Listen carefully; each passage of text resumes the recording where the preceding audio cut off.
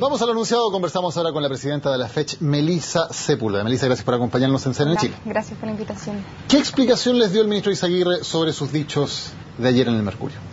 Bastante similares a los que se anunciaron durante la mañana, esto de los malos entendidos, de que eran dos discusiones distintas, una sobre la gratuidad universal, que es intocable, señaló que esto era promesa de campaña y que no se iba a modificar, y por otro lado la discusión sobre la duración de las carreras, que tiene que ver con otra profunda discusión sobre los mecanismos de regulación de la educación superior. Pero la frase de Nicolás Izaguirre en el Mercurio es bien clara. Él habla de los 4 años y luego dice, y el adicional tendrían que solventarlo con cargo a sus ingresos futuros o con otro tipo de mecanismos. Claramente él hace un link en la propia frase que da en el Mercurio entre las dos cosas. ¿Ustedes le creen que son cosas completamente separadas, que se malentendieron? O sea, no da para dobles interpretaciones lo que aparecía en el Mercurio, y por lo mismo generó la reacción que generó. A todos nos sorprendió, dijimos aquí hay un paso hacia atrás sobre la gratuidad prometida, pero de todas maneras aquí hay esto entre retractarse y aclarar, hay una mezcla yo creo de ambas, y que haya sido todo el gabinete también el que haya salido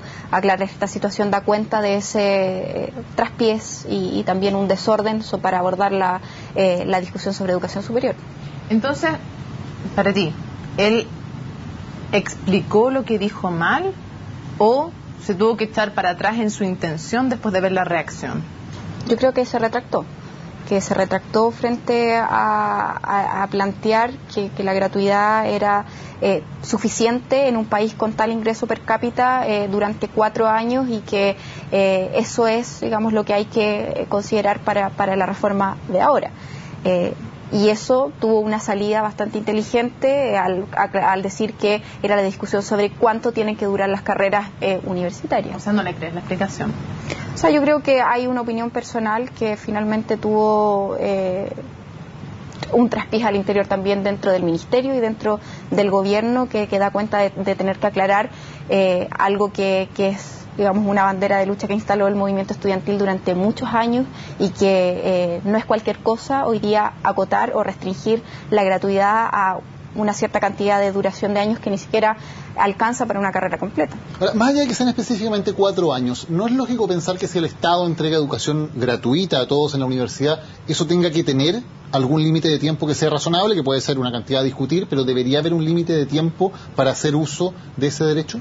Hay que hablar respecto a los mecanismos de regulación, y ese es el debate profundo que tiene que existir a la hora de garantizar un derecho social. Hay que hablar de mecanismos de selección, por una parte, si es que se va a concebir la educación como un derecho, si es pertinente el acceso restricto y otros mecanismos de selección como hay en otros países. También observar cuáles son los datos que existen en la educación superior, cuál es la relación que hay también entre los antecedentes socioeconómicos de un estudiante con la deserción, con repitencia de cursos, con cambiarse de carreras y también los conflictos vocacionales. Entonces hay que revisar todo eso para que haya una reestructuración real del sistema educativo, que las universidades puedan incluir a los estudiantes de la mejor manera y disminuir, por supuesto, lo máximo posible y hacerlo más efectivo, hacerlo más costo efectivo los recursos que invierta el Estado en la educación pública. ¿Pero ustedes están de acuerdo en que debe haber algún límite de años, en los años que un estudiante pueda estudiar gratuitamente en la universidad? ¿Eso debe tener una limitación? Hay discusiones distintas respecto a la duración de las carreras, que es un tema que se ha intentado instalar en otras reformas. Hablamos de Proyecto Bolonia, Tuning, que son mecanismos de reestructuración de las mallas curriculares, y que muchas veces ha significado que los cursos que están en el pregrado se pasan al posgrado para que sea más favorable el negocio del posgrado, y también hay un mecanismo bien mercantil en el acortamiento de las carreras. Esa es una discusión por una parte. Por otra parte, hay que ver los mecanismos de regulación de un estudiante, que van a ser casos particulares. Esperamos en un sistema que funcione, casos particulares de estudiantes que se cambian de carrera, o estudiantes que prolongan sus estudios por A, B, C o de motivo. O sea, también estamos ante casos, y lo digo específicamente por los estudiantes que estudiaban con becas CONICYT, donde un postnatal muchas veces significa retrasar un año de estudio, y eso no tendría por qué significar acortar la gratuidad o que esa mamá tenga que pagarse ese año de estudio por esa condición. Pero si el único tema es académico, no estamos hablando de situaciones excepcionales, o sea, alguien que, dicho en un lenguaje más coloquial, se echa ramos, y se echa ramos, y se echa ramos, y se demora, o decide tomar menos ramos, ¿Tiene que tener un límite de tiempo? No, honestamente pareciera que como que no te gustara decir la frase, sí, tiene que tener un límite de años la gratuidad, o no tiene que tener un límite de años. No estamos hablando de situaciones excepcionales, sino que como norma, ¿alguien se puede echar ramo indefinidamente y seguir gozando la gratuidad? Eso está regulado no solamente por el tema del financiamiento, sino por las mismas carreras. O sea, hay una restricción de las veces que uno puede repetir ramo, las veces en que uno puede hacer una solicitud directa a tu director de carrera, a los decanos, para poder continuar tus estudios, porque son situaciones excepcionales. Y eso es lo que tiene que regir en un sistema finalmente que tenga niveles de regulación, pero que no restrinja. Yo creo que las regulaciones tienen que estar más bien al interior de las instituciones, al interior de las carreras universitarias, para observar justamente cuáles son esos casos excepcionales y que ameritan, digamos, que se pueda prorrogar o que se pueda prolongar una carrera universitaria. Otro tema que ha generado mucha controversia, en este caso en un proyecto que ya presentó el gobierno, el tema de la compra de colegios. Desde la Democracia Cristiana se ha dicho que el tema de la compra de colegios ya está muerto, que eso no va a ir finalmente en la reforma. Para ustedes, ¿se puede efectivamente eliminar el lucro sin que el Estado se haga cargo de comprar colegios y además permitiendo que los colegios arrienden los establecimientos donde funcionan? Sí, se menciona el tema, y el ministro lo dice claramente en la entrevista, que a él no le complica que se puedan arrendar los establecimientos mientras hay una restricción y una prohibición del lucro con las subvenciones. Y yo creo que eso implica más bien la letra chica de la regulación, que le va a corresponder, me imagino, a la superintendencia regular, que efectivamente no hayan triangulaciones de dinero, que es lo que hemos visto ocurre con las subvenciones y a través de las inmobiliarias. Se hace no solamente en educación secundaria, sino también se hace directamente con los institutos profesionales y la educación superior, a pesar de que está prohibido.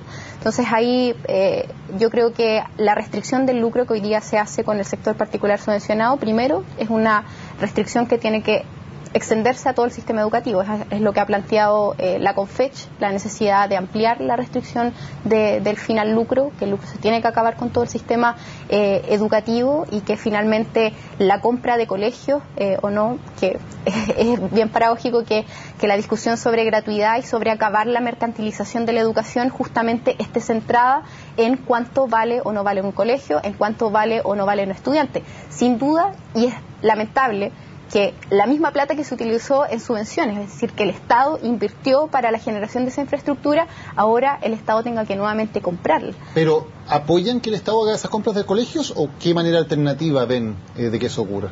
O sea, hoy día se plantea una alternativa, que es comprar directamente. También habría otras alternativas tal vez más radicales, como la expropiación. ¿Ustedes estarían de acuerdo con expropiar los colegios? No es una discusión que hayamos dado en profundidad por parte de la CONFECH, al menos, pero sí creemos que tienen que haber ciertos mecanismos de regulación, y que esto es una crisis que tenemos que enfrentar y que tiene que hacerse cargo también el Ministerio de Educación de estos 30 años de municipalización, de estos 30 años de haber matado la educación pública y de haber fortalecido un sector particular subvencionado a costa del Estado, y hoy día revertir ese panorama es bastante complejo, y hay una política que debiese implementarse principalmente para fortalecer el sistema de educación pública de nuestro país, que es el gran ausente de esta reforma educacional. Ustedes hablaban de que debiera ampliarse el fin al lucro a todos los colegios, por lo tanto a los colegios particulares pagados también. Esa es la postura de la CONFECH. ¿Eso implicaría que el Estado, por ejemplo, debiera hacerse cargo de aquellos colegios particulares pagados que no quieran dejar de tener lucro?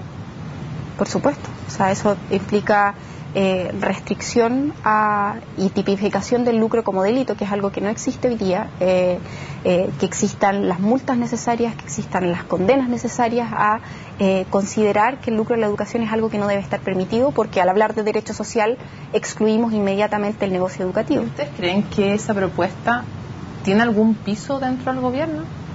No, y eso es lo que ha planteado. Yo creo que ha quedado más que evidenciado que no hay voluntades de restringir el lucro de la educación, y por eso se pone en duda la concepción del gobierno de la educación como un derecho social. Porque si hablamos de derecho social, no hay negocio. Y hoy día tenemos solamente una restricción del lucro con las subvenciones del Estado en un sector independiente de cuánto sea, porque el Ministerio lo que señala es que es un 7%, y que es un 7% que es marginal respecto al otro 93% del que se tienen que hacer cargo. Pero aquí también hay una concepción, hay una definición política respecto al sistema educativo y que además no aborda otro tipo de negocio. O sea, hemos tenido dos tremendos conflictos de interés sobre las agencias técnicas de educación y todavía el Ministerio de Educación no tiene una posición sobre la existencia de estas agencias, que es un trampolín directo de dinero del Estado hacia bolsillos de privados. Si la educación debiera prohibirse en todo el sistema, el lucro debiera prohibirse en todo el sistema educacional porque la educación es un derecho social y no puede ser fuente de lucro según esta concepción, ¿debería ocurrir lo mismo en la salud, que también es un derecho social, o en la vivienda, que también es un derecho social? Absolutamente, y eso tal vez no tenemos el desarrollo del movimiento social por la salud de la manera que nos gustaría. Como estudiante también del área de la salud, es un derecho social que hoy día es tremendamente vulnerado y que es observable en cada uno de los hospitales públicos, donde es lamentable las condiciones de la salud pública, donde se atiende la gran mayoría de la población chilena. Pero por lo tanto debería prohibirse que clínicas privadas puedan lucrar, que ISAPRES puedan lucrar, que centros médicos de salud puedan lucrar. Es una discusión, es una tremenda discusión, y yo creo que se requiere mayor profundidad sobre cuáles son los pasos a seguir, pero sí tenemos una definición clara del derecho social. Tiene que haber una restricción al lucro, tiene que haber una restricción al negocio que se hace hoy día, no solamente con la atención médica, sino con el sistema previsional, sino también con el negocio de las farmacéuticas, con el negocio y cómo también se hacen estos tremendos holdings que tienen el control prácticamente absoluto del sistema sanitario. Si tú estás postulando en el fondo un fin al lucro en todos los derechos sociales, ¿qué incentivo tendrían para existir las clínicas privadas, por ejemplo? Bueno, eso es también discusión política sobre la pertinencia de lucrar con algo tan básico como es el derecho a la salud. Digo, ¿por qué querría existir una clínica privada si no puede lucrar? Se cerrarían, por lo tanto implicaría que en general la educación, la salud, tú también hablas de la vivienda, por lo tanto cuando Daniel te pregunta decías sí también, y una empresa constructora entonces, ¿para qué querría existir si no puede ganar haciendo edificios, casas, en fin? ¿Quiere decir que todas las áreas de economía serían estatales? Respecto, por ejemplo, a la vivienda social, que es una preocupación. Vivienda en general. Respecto, para acotar el tema a la vivienda social, hoy día vemos como muchísimos recursos del Estado se van directamente a las inmobiliarias, y el pago que hace el Estado es muchísimo mayor de las condiciones que realmente tienen esas viviendas.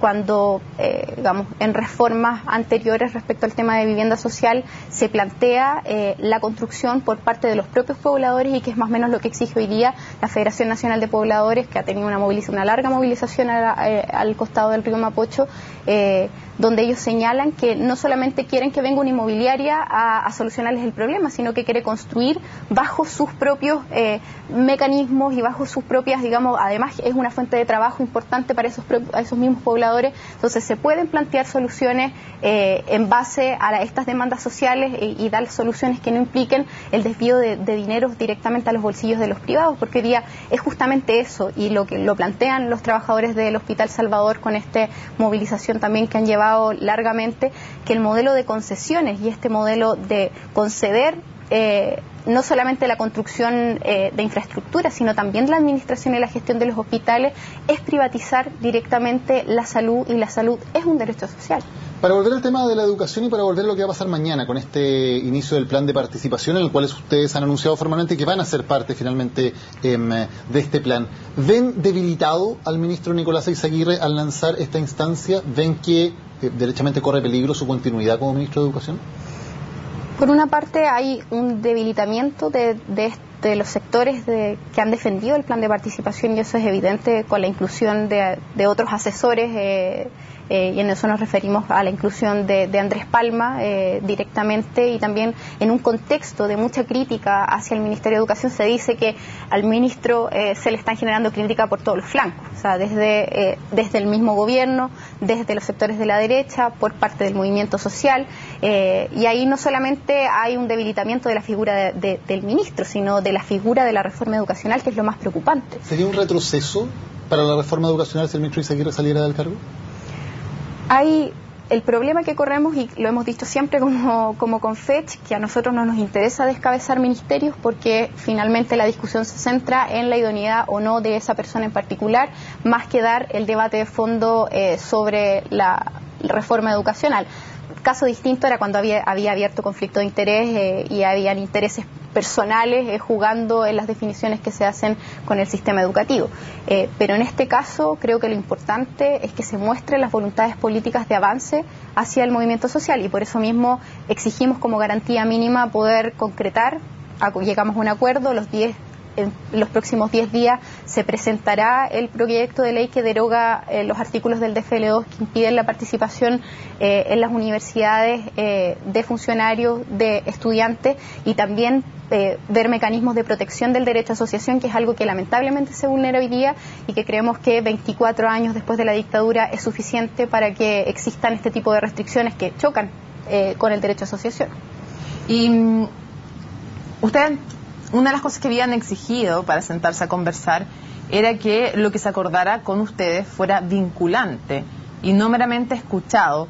Y en la entrevista en Mercurio el ministro fue súper claro, dijo que se iba a escuchar, pero no iba a ser vinculante, que iba a ser influyente, pero no vinculante. ¿Por qué aceptaron igual sentarse a conversar? Lo discutimos hoy día y era uno de los puntos fundamentales y que determinaban nuestra participación en esta instancia. Él nos aclaró sus apreciaciones semánticas respecto a la palabra vinculante, pero señaló la misma respuesta que habían dado los asesores, diciendo, este es un proceso vinculante porque serán los pilares y los fundamentos de los proyectos de ley que se envíen por parte del Ministerio para la Reforma Educacional.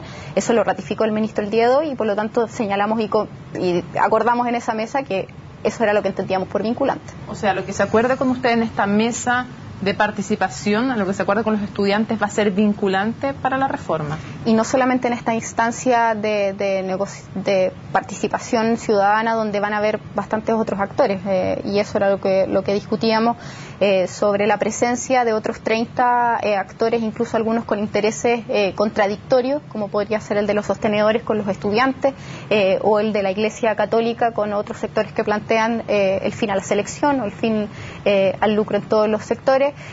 Por lo tanto, también se plantearon otras instancias de negociación que permitan, o más bien de diálogo directo con el Ministerio, no solamente de la Confech, sino que también de otros actores sociales, por ejemplo, los rectores, que permita dar una discusión en el corto plazo, por ejemplo, la ley de presupuesto que implica cómo se va a fortalecer la educación pública el próximo año. Melissa Sepúlveda, muchas gracias por haber estado hoy con nosotros en CNN Chile. Muchas gracias a ustedes.